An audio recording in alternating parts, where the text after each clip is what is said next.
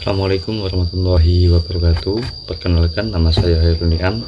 Saya dari kelas A22 dengan nomor induk mahasiswa 22811311073. Di sini saya akan menjawab pertanyaan dari tugas ujian akhir semester mata kuliah tafsir dan ilmu tafsir.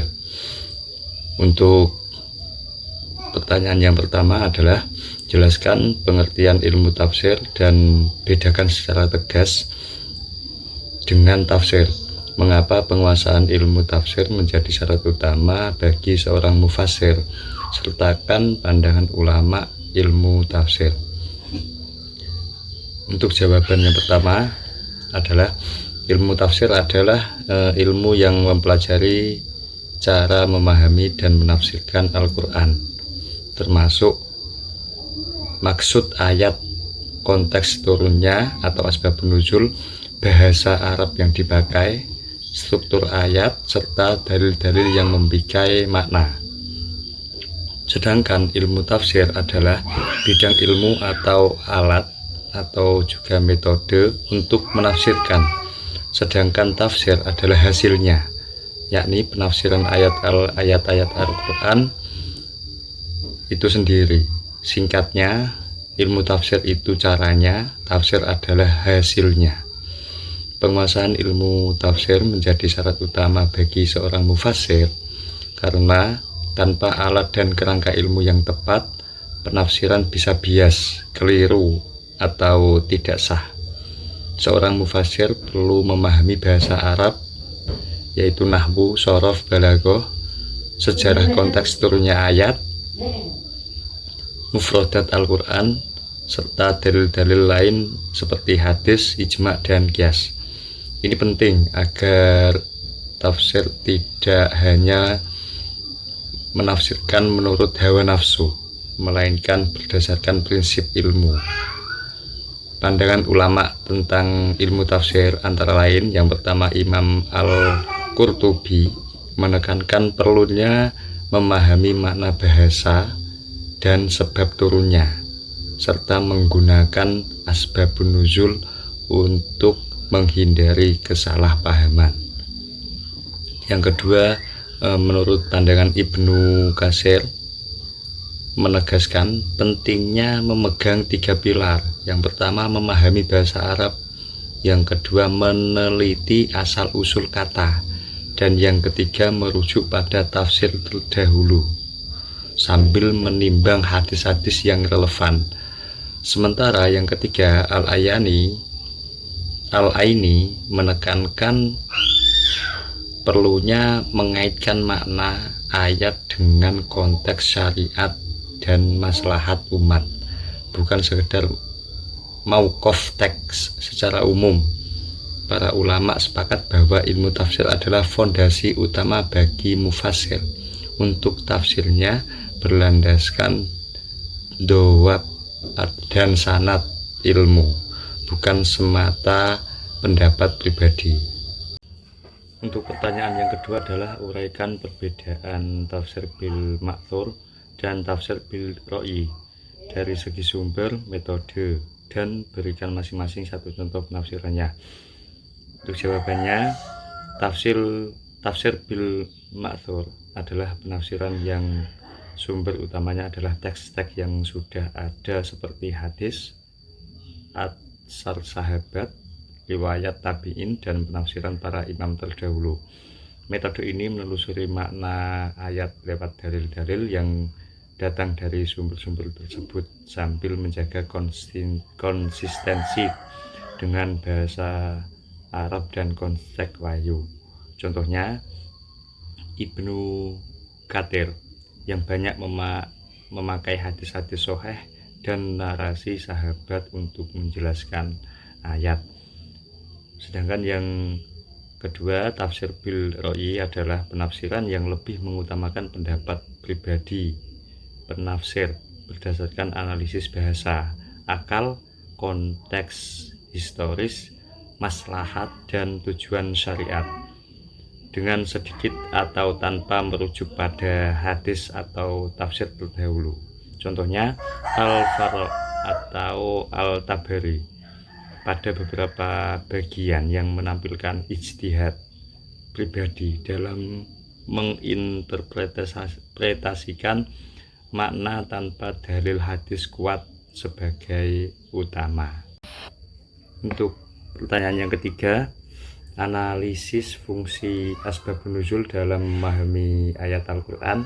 Apakah setiap ayat memiliki sebab turun? Jelaskan dengan argumentasi ilmiah dan rujukan ulama. Untuk jawabannya adalah asbabun nuzul itu fungsi utamanya untuk memberi konteks historis dan motivasi turunnya ayat, sehingga makna wahyu bisa dipahami lebih cepat, menghindari salah tafsir karena konteks situasi tertentu, misalnya soal hukum, peristiwa, atau kebiasaan umat pada saat itu. Secara ilmiah, asbabun nuzul membantu kita membedakan makna umum ayat dengan konteks spesifik yang membatasi atau menjelaskan makna hukumnya, serta membimbing kita dalam memahami dalil-dalil yang terkait seperti hadis yang sahih atau atsar sahabat. Namun, tidak semua ayat punya sebab turun yang spesifik. Ada ayat-ayat yang turun sebagai wahyu umum tanpa konteks peristiwa yang jelas, atau ayat yang turunnya bersifat umum dan relevan untuk berbagai zaman tanpa satu peristiwa tunggal. Para ulama besar seperti Ibnu Abbas menekankan pentingnya memahami asbabun nuzul untuk beberapa ayat, karena kadang makna bisa berubah jika dilihat tanpa konteks. Imam Al-Suyuti dalam Al-Itqan menyebut bahwa banyak ayat memang memiliki sebab, tetapi ada juga ayat-ayat yang mafhum umum tanpa narasi sebab turun yang terperinci. Al-Zamakhsyari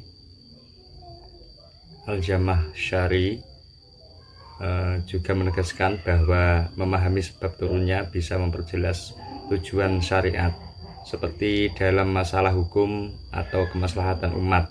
Namun, kita tidak boleh membatasi tafsir hanya pada sebab saja. Jika dalil-dalil lain bisa menyokong.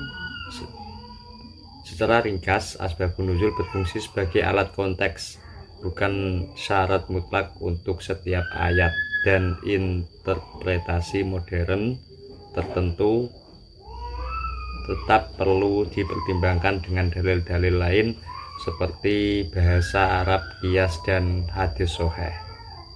Pertanyaan yang keempat, jelaskan konsep maki dan madani serta urgensi dalam memahami perkembangan pesan Al-Quran. Berikan contoh ayat dan implikasinya terhadap penafsiran hukum atau sosial. Jawabannya adalah konsep maki dan madani merujuk pada tempat turunnya wahyu Al-Quran. Maki atau makiyah berarti ayat-ayat yang turun sebelum Nabi Muhammad hijrah ke Madinah. Sedangkan madani atau madaniyah adalah ayat-ayat setelah Nabi Muhammad hijrah. Urgensinya jelas. Maki banyak menekankan akidah, keimanan, penggayaan akhlak, serta penegasan iman. Sedangkan madani lebih banyak membahas hukum, syariat, perundang-undangan, dan hubungan sosial, misalnya ekonomi, perang, muamalah, atau hukum warisan, dan lain sebagainya. Perbedaannya membantu kita memahami konteks tujuan wahyu dan menafsirkan secara tepat. Misalnya ayat tentang sholat dan zakat sering muncul dalam kerangka madani karena berkait pada organisasi komunitas muslim yang sudah terpusat di Madinah. Sedangkan ayat-ayat yang menekankan keimanan, aspek tunggal, tauhid, sabar, serta penguatan identitas umat sering ditemukan dalam Makkiyah. Contoh, surat Al-Baqarah itu madani, banyak mengatur hukum-hukum praktis seperti zakat, puasa, waris, dan sholat, sehingga penafsiran hukumnya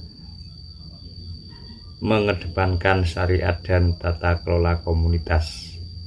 Sedangkan contoh kedua surat Al-Ikhlas itu adalah Makkiyah, lebih fokus pada mengukuhkan konsep tauhid dan kebenaran hakikat Tuhan atau Allah, yang punya implikasi penting terhadap prinsip keyakinan dan polemik teologi, bukan pada rincian hukum negara, implikasi penafsiran hukum atau sosial. Makki cenderung membentuk kerangka iman dan nilai-nilai dasar komunitas. Madani menjabarkan aturan-aturan praktis untuk hidup bermasyarakat. Ringkasnya, memahami Makki atau madani membantu kita membedakan fokus wahyu dan mengaplikasikan ayat dengan konteks historis serta tujuan syariatnya. Untuk pertanyaan yang terakhir adalah, menurut pandangan Anda, apa dampak keilmuan dan sosial dari penafsiran Al-Quran tanpa kaidah ilmu tafsir, khususnya di era digital? Jelaskan dengan pendekatan akademik dan contoh kasus.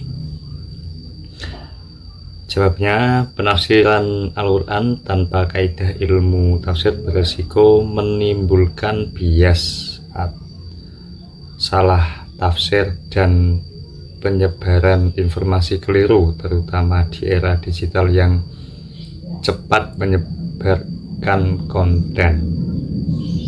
Secara akademik, tanpa metodologi seperti bahasa Arab, konteks asbabun nuzul,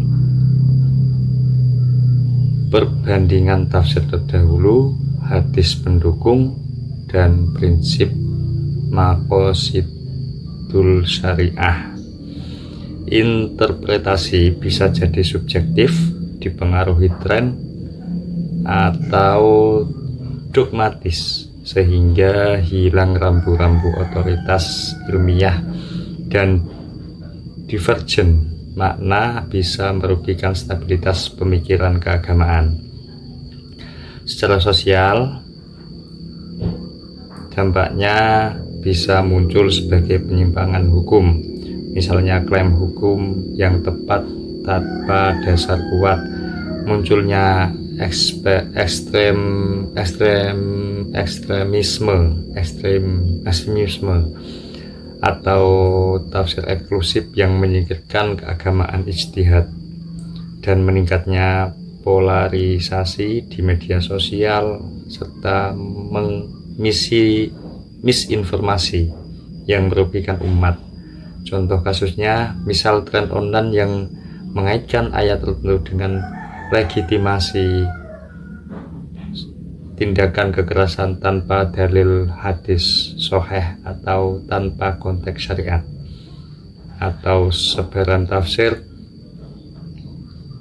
maudhu'i yang menekankan satu sisi bahasa tanpa memperhitungkan makna historis dan maqasidul syar'i. Dengan kaidah ilmu tafsir, interpretasi menjadi lebih berhati-hati, berlandaskan bahasa Arab yang tepat, konteks historis, rujukan tafsir klasik, serta integrasi prinsip-prinsip syariat, sehingga hasil tafsir lebih konsisten, akurat, dan bisa dipertanggungjawabkan secara akademik maupun sosial.